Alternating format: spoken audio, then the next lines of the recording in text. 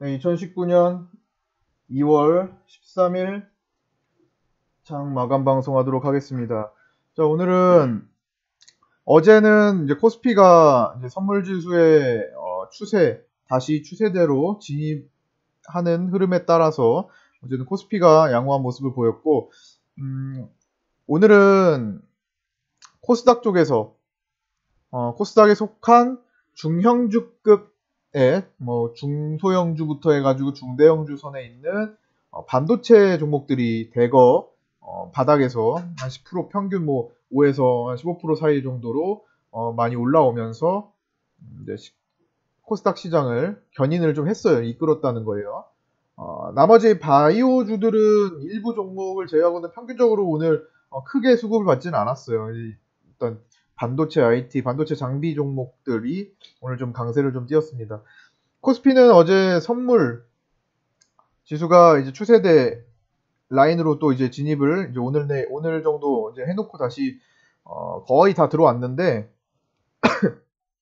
왔다 갔다 할 거예요. 어쨌든 지금 내일 정도 한 번 더 올라오면서 다시 코스피도, 그러니까 코스피가 하루는 뭐 좀 더 출발을 시키고 오늘은 횡보했지만 코스피가 한 번 더 한 단계 더 올라가고 오늘 아침에 2200을 돌파했었잖아요. 그 다음날은 이제 코스닥이 또 수급을 또 받으면서 코스닥은 또 이제 바이오 쪽으로 지금 코스닥은 시가총액의 절반 정도가 바이오, 그 다음 나머지 절반의 절반, 그렇죠? 절반의 절반 정도는 IT 반도체 쪽으로 보시면 돼요. 나머지가 이제 반의 반 정도가 이제 반도체와 바이오에도 속하지 않는 종목들 정도. 그냥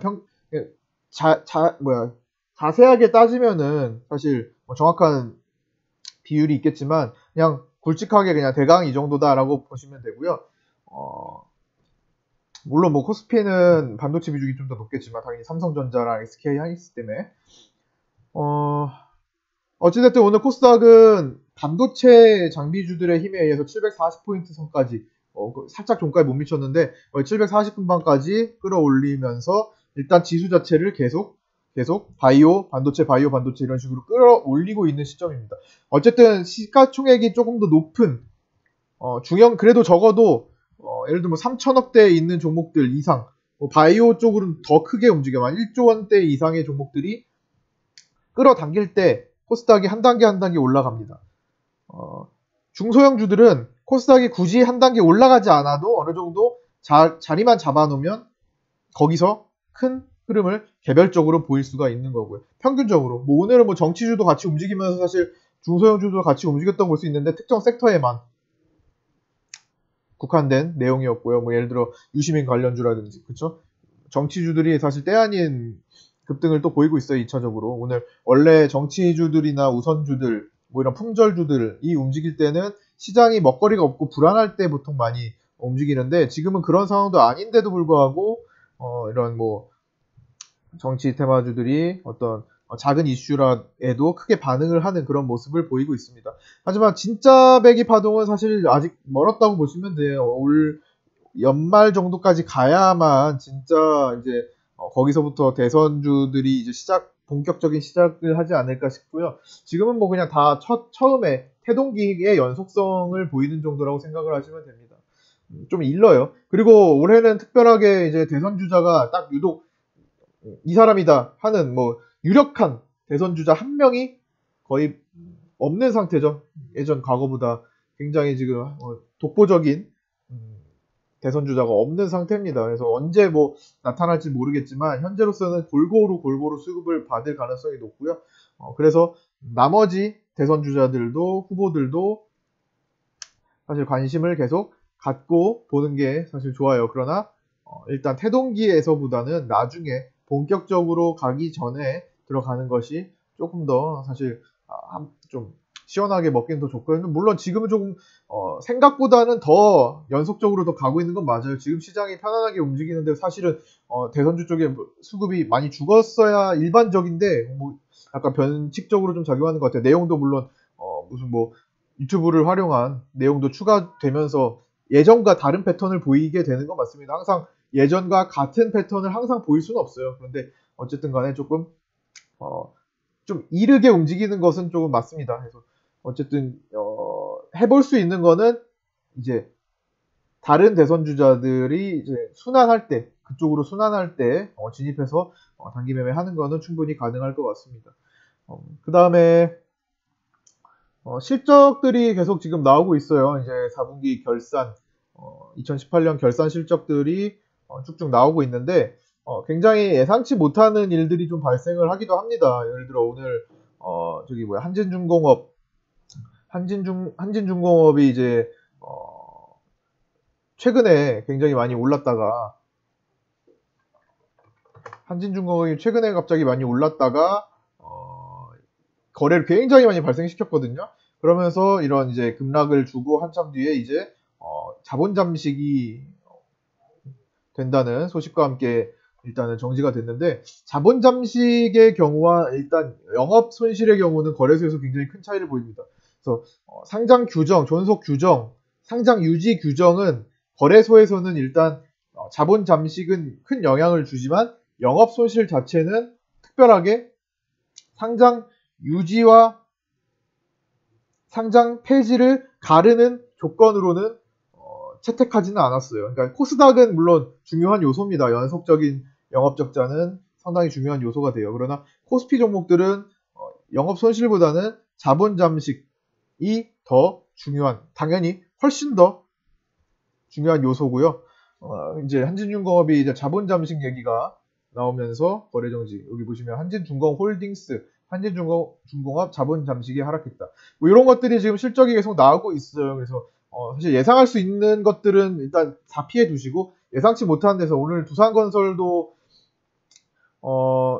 장 마치자마자 거래 정지가 됐는데 하루짜리고요. 이거는 아침 9시, 이거는 자본 잠식 그런 게 아니라 채권, 갑자기 돈을 벌고 있다가 3분기까지 돈을 벌고 있다가 예를 들어 한 300억대를 개별 공시로 봤을 때 360억 정도를 영업이익을 내고 있다가 돈을 잘 벌고 있었어요. 수주도 따내면서. 그런데 갑자기 채권, 여기 보시면 손상 차손이 발생했다고 했어요. 그러니까 마지막에 여기 두산건설 측은 기타 채권 회수 불확실성을 반영했고, 뭐 이렇게 손상차손이, 그러니까 채권을 결산을 해보니까 이런 손상차손이 발생시켰다. 그래서 갑작스러운 어떤 대규모 손실 때문에 돈을 벌고 있다가 4분기까지 결산해보니까 토탈 영업손실이 522억으로 적자 전환을 해버렸다라는 일단 어닝 쇼크성 공시 때문에 일단 충격을 원래 장중에 나와도 규정상 거래 정지가 될 수 있는데 장 마치고도 시간의 거래도 있고 해서 규정상 하루짜리 거래 정지가 됐어요. 규정이에요. 이거는 여기 보시면 여기 유가증권 시장 공시규정 제40조에 의해서 거래 정지가 된 겁니다. 중요한 내용에 중요 내용 공시 관련된 매매 거래 정지라는 거예요. 뭔가 한진중공업이랑은 전혀 다른 내용이죠. 그건 자본 잠식에서 상패 사유가 될 수 있는 그런 상태에서 거래 정지가 된 거고, 이 종목은 영업이익을 잘 내고 있다가 갑작스럽게 채권에 대한 손상차손이 발생했다라는 것 때문에 영업손실이 나온 겁니다. 어쨌든 이런 종목들이 한두 개씩 지금 나오고 있어요. 하루에도. 뭐 어제 같은 경우는 이제 예상할 수 있는 범위 내에 있는 종목들이 하한가에 간다든가 이런 것들이 나왔고, 기존에도 관리 종목에 지정될 우려가 있는 종목들은 하루 거래 정지를 받고 다음날 급락하고 이런 것들이 나왔습니다.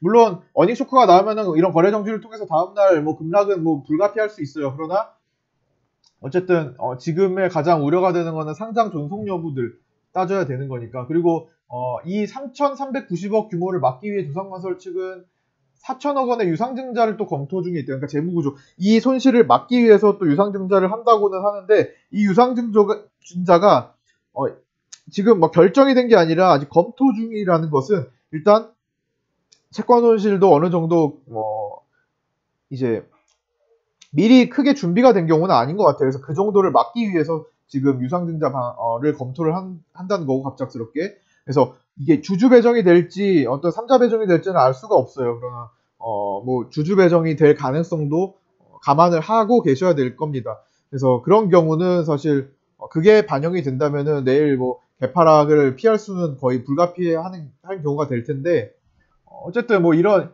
예상치 못한 실적 얘기도 나오는 거고, 그러면 이제 다음에 대응을 해야겠지만, 예상할 수 있는 거는 일단 최대한 피하고 봐야 될 것 같아요. 진짜로. 이게 결산실적. 작년도에 너무나 많은 증시도 뭐, 증시와 뭐 채권 비롯해서 어떤 해외 증시도 그렇고, 국내 증시도 그렇고, 대부분이 다 손실이었죠. 작년에 뭐 기관 투자자들이나 외국인 투자자들 모두 다 사실 수익 내기가 어려운 구조로 한 해를 보냈잖아요. 고점에서부터 저점까지 흘러갔으니까. 그래서 굉장히 기업들이 이런 투자에서 회수를 하는데 손실을 많이 보는 환경이 된 거고, 이런 것들이 한두 개 더 뭐 이제 계속 터져 나올 수가 있을 것 같긴 합니다. 근데 반대로 이제 반대로 선물 옵션 같은 경우는 반대로 수익을 내는 경우도 있잖아요. 그래서 오히려 더 대박을 냈던, 예를 들어 예전에 한일증공에서는 이제 오히려 채권에서 큰 수익이 발생한 경우가 있었거든요. 예전 공시에. 뭐 그런 식으로 반대의 경우, 풋을 걸어서 수익을 크게 내는 경우도 생길 수가 있어요. 그래서 그거는 이제 사실 나와봐야 아는 거고, 오히려 어닝 서프라이즈가 될 수도 있는 거니까. 그래서 그런 것들은 일단 나와봐야 알기 때문에 사실 선제 대응을 하기는 어렵습니다. 그래서 알 수 있는 경우에 한해서는 확실히 준비를 하되, 이런 것들은 나오고 나서 대응을 잘 해주시는 게 좋을 것 같아요. 비중 조절, 비중 분산 특별히 잘 해주셔야 될 때고, 이런 것들은 사실 단기 충격을 거쳐서 또다시 또 올라오는 경우도 생길 수 있고, 반대로 이제 한진중공업 같은 경우는 이제 뭐 거래 정지가 하루짜리가 아니고 막 그런 거니까 자본 잠식이면은 4월 1일까지네요. 완전 자본 잠식이 발생했다고 합니다. 이런 것들은 일단 자본 잠식의 가능성을 미리 준비를 할 수가 있어요. 자본과 자본 총계를 비교를 해서 지금 차손이 얼마나, 손실이 얼마나 4분기에 발생했을 때 어느 정도 깎이겠다 하는 것쯤은 어느 정도는 계산해 볼 수 있는데, 그게 아닌 자본 잠식이 아니라 영업 손실은 사실 4분기에 어떤 방식으로 또 낼지 모르는 일이니까 지금 비중 분산하는 것 굉장히 중요합니다. 그래서 그런 것들 신경을 좀 써 주셔야 될 것 같아요. 네. 오늘은 이 정도 하고, 수급 상황은 개인들이 코스닥에서 1,700억, 어제 좀 많이 산 걸 다시 다 돌려놨네요. 1,700억 정도 다시 매도를 했고, 코스피도 1,200억대 매도를 했습니다. 양시장 개인 매도가 나오면서 시장을 한 단계 또 격상을 시키는 과정이고, 시장이 한 단계 쭉 올려놓고 중소형주들이 이제 가볍게 자기 자리 찾아 움직이는 그런 모습을 기대할 수 있을 것 같습니다. 여전히 대북주들은 조정을 거치는 종목도 있지만 2월 말까지 모멘텀은 살아있다고 보시고요. 그 다음에 뭐 수소차 섹터들은 지금 고점을 형성하고 있는데 단기 반등 하루 이틀 정도는 뭐 줄 수도 있을 것 같습니다. 지금 어느 정도 조정을 또 거치고 있고, 충분히 또 한파동은 또 나올 수 있다고도 생각이 들지만 또 무리해서 매매를 하시는 건 또 우려가 됩니다. 그래서 욕심을 좀 줄이시고 그런 자리에서는 적당히 비중을 좀 나눠서 단기 매매를 노려보셔도 될 거고요. 하지만 마음 편안하게 바닥권에서 다음번에 이제 그런 섹터, 그런 강한 섹터가 될 수 있을 만한 종목에 선취매하는 것들도 그게 좀 더 편하지 않을까 싶습니다. 어차피 올라오는 시장이기 때문에 대부분 튼튼하고 올라올 수 있을 만한 종목들, 기대가치가 있는 종목들을 바닥에서 다 치고 달릴 겁니다. 가만히 있다가도 갑자기 한 방에 튀어버리는 게 일반적인 중소형주의 패턴이에요. 오늘 같은 경우도 이제 반도체주들 중에서 중소형주들 중에서 어제까지 거래량을 크게 보이지 않던 종목도 갑자기 튀어오르는 그런 모습을 보였습니다. 갑자기 거래가 실리는 거예요. 뭐 하루에 10,000주, 20,000주, 50,000주 이렇게 거래가 되다가 거래대금이 굉장히 뭐 몇 억도 안 되는 수준으로 있다가 갑자기 수백만 주, 수천만 주 거래가 실려버리는 그런 하루 아침에 뭐 그런 현상들이 자주 나타나는 시즌이니까 너무 고점에서는 할 수 있는 종목들 단기 매매하되 대부분의 비중은 그렇게 될 종목에 선진입을 해서 편안하게 기다리는 것이, 그리고 편안하게 모아가는 것이 앞으로 지금 이 시즌을 잘 넘기는데 힘이 되지 않을까 싶습니다. 자, 오늘 이 정도로 마치겠고요. 수고 많으셨습니다. 내일 뵙도록 하겠습니다.